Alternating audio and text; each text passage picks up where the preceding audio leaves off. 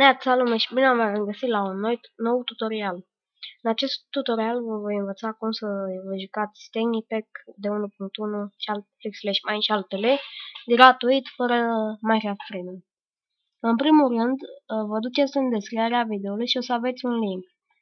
De acolo luați Staying Pack Launcher. Îl deschideți.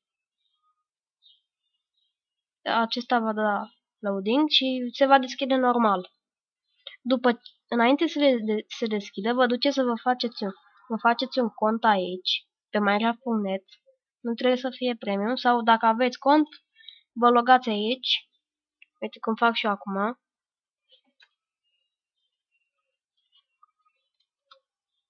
Și o să vă meargă. Câteodată nu o să vă meargă când Minecraft.net-ul e down. După vă puteți juca /mine și altele, tot gratuit, fără să dați niciun ban. Vă voi demonstra că merge. Vă logați aici, după vă logați aici. Nu trebuie neapărat și aici. Vă faceți cont, verificați mail-ul și altele. Prima oară o să vă dea not responding, dar o să așteptați și o să vă meargă.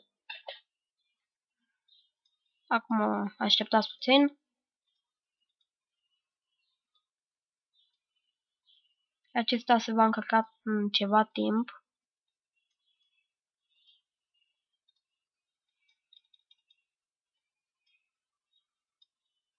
Bun, s-a încărcat. Vă duceți aici la opțiuni, faceți setările